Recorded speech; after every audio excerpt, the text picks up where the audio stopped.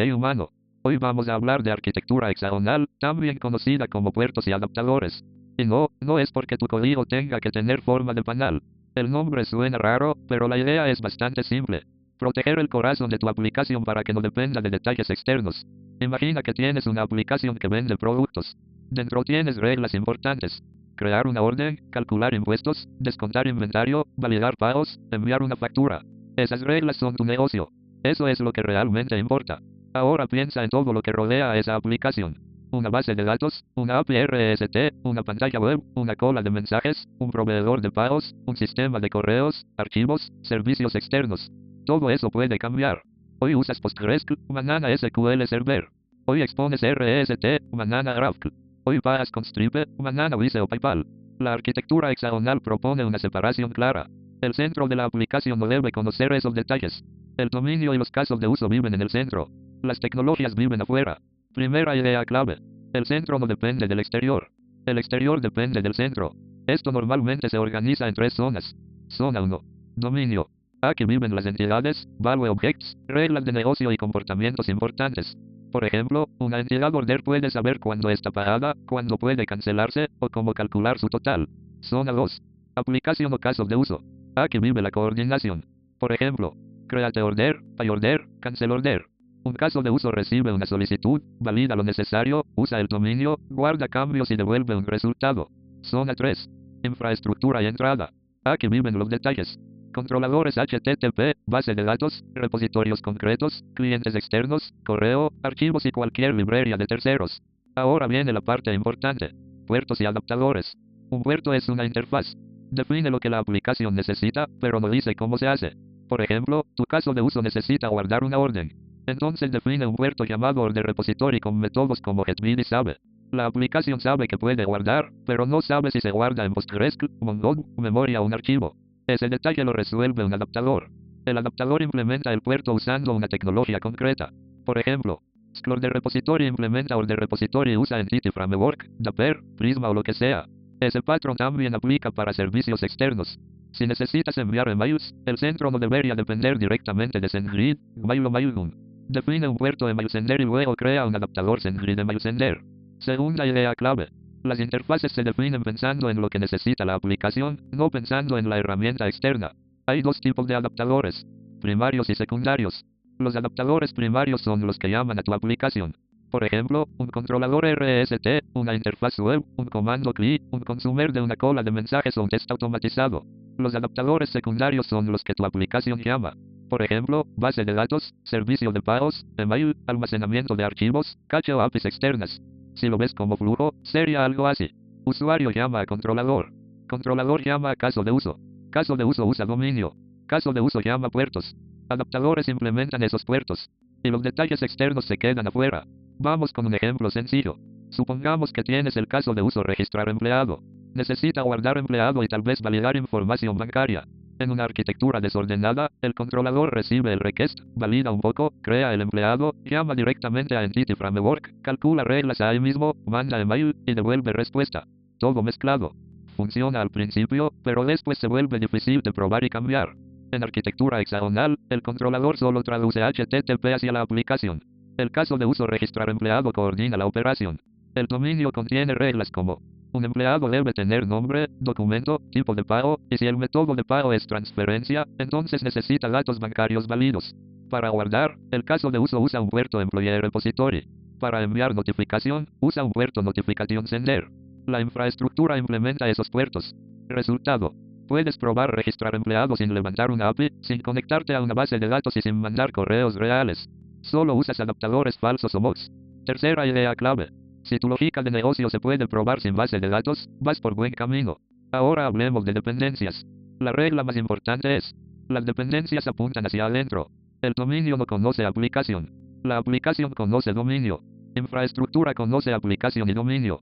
La API conoce aplicación. Pero dominio no debe importar clases de infraestructura. Si dentro de una entidad ves cosas como context, client, request, response, SQL, JSON de una API externa, o nombres de proveedores concretos, probablemente se mezclaron capas. Ojo, arquitectura hexagonal no significa crear carpetas con nombres bonitos y ya. Puedes tener carpetas llamadas domain, application e infrastructure, y aún así tener todo acoplado. La arquitectura no está en el nombre de las carpetas, está en la dirección de las dependencias. También hay un error común: crear interfaces para absolutamente todo. Eso no siempre ayuda. Un puerto debe existir cuando la aplicación necesita protegerse de un detalle externo o cuando mejora las pruebas. Si creas interfaces sin razón, solo agregas ruido. Otro error común: poner toda la lógica en servicios de aplicación y dejar las entidades vacías. Eso termina en modelo anémico. A veces está bien, pero si hay reglas fuertes de negocio, muchas deberían vivir cerca del dominio. Pensemos en pagos. Tu negocio puede decir: una factura se marca como pagada cuando recibimos una confirmación válida por el monto correcto. Esa regla es del dominio. Pero la llamada Wise, Stripe o PayPal es infraestructura. La aplicación puede depender de un puerto Payment Gateway. El adaptador Wise Payment Gateway se encarga de hablar con Wise. Si mañana cambias Wise por otro proveedor, no deberías reescribir tus casos de uso principales. Cambias el adaptador, ajustas configuración, y el centro sigue estable. Eso es el poder de esta arquitectura. Cambios externos no destruyen el corazón del sistema. Ahora, como se vería en código, podrías tener un caso de uso llamado createOrderAnnuler. Este recibe un comando createOrderCommand. Usa un repositorio de productos, valida stock, crea una orden, guarda la orden y devuelve un resultado. El annuler no sabe cómo se consulta la base de datos. Solo conoce la interfaz Product Repository. El adaptador SQL implementa esa interfaz. En pruebas, puedes usar un FAQ Product Repository. Esto hace que los tests sean más rápidos y enfocados. No pruebas si PostgreSQL funciona. Pruebas si tu caso de uso se comporta bien. Cuarta idea clave: separa decisiones de negocio de decisiones técnicas. Decisión de negocio: un empleado con transferencia debe tener cuenta bancaria válida. Decisión técnica: esos datos se guardan en una tabla employees con columnas bankname, account number y account type. Decisión de negocio: una orden cancelada no puede pagarse. Decisión técnica: el endpoint HTTP devuelve un status 400. Decisión de negocio: un pago debe coincidir con el monto pendiente. Decisión técnica: el proveedor externo responde con JSON. Cuando mezclas esas decisiones, cada cambio pequeño se vuelve peligroso. Cuando las separas, tu sistema aguanta mejor. Ahora, una pregunta típica: ¿arquitectura hexagonal es lo mismo que Clean Architecture? No exactamente, pero son familiares. Clean Architecture, Onion Architecture y Hexagonal Architecture comparten una idea: el dominio al centro y las dependencias apuntando hacia adentro. Cambian algunos nombres y formas de explicarlo, pero el espíritu es parecido. Entonces, ¿cuándo conviene usar arquitectura hexagonal? Conviene cuando el proyecto tiene reglas de negocio importantes, cuando necesitas pruebas serias, cuando esperas cambiar tecnologías, cuando tienes varios puntos de entrada, o cuando quieres que el sistema crezca sin convertirse en una bola de cables. Cuando no conviene: para un script pequeño, un prototipo rápido, una landing page simple, o una app donde casi no hay lógica de negocio. Si el problema es pequeño, una arquitectura pesada puede ser más problema que solución. Arquitectura es una herramienta, no una religión. El objetivo no es presumir capas. El objetivo es que el código sea más fácil de cambiar, probar y entender. Vamos con una mini receta para aplicarla. Paso 1. Identifica el centro. ¿Qué reglas no deberían depender de frameworks? Ese es tu dominio. Paso 2. Define casos de uso. ¿Qué acciones importantes hace el sistema?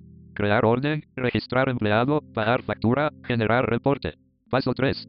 Define puertos solo donde el caso de uso necesite hablar con el exterior. Repositorios, gateways, emails, archivos, cola de mensajes. Paso 4. Crea adaptadores. Controladores para entrar. Repositorios SQL para salir. Clientes HTTP para proveedores externos. Paso 5. Revisa dependencias. Si el dominio importa infraestructura, hay fuga. Si un caso de uso depende de un controlador HTTP, hay fuga. Si una entidad sabe demasiado de la base de datos, hay fuga. Paso 6.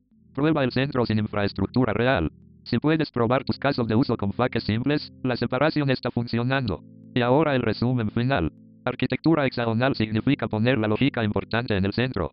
Lo externo entra y sale mediante puertos. Los adaptadores conectan esos puertos con tecnologías reales. Tu API, base de datos, proveedores, frameworks y servicios externos son detalles. Detalles importantes, sí, pero detalles. El centro es el negocio. Si mañana cambia la base de datos, el centro debería sobrevivir. Si mañana cambia el proveedor de pagos, el centro debería sobrevivir. Si mañana agregas una cola de mensajes además de REST, el centro debería sobrevivir. Piensa así. La arquitectura hexagonal es una armadura para que tu lógica de negocio no termine atrapada en el pantano de los frameworks. Y si tu código deja de asustarte, mi trabajo como esqueleto programador está casi completo.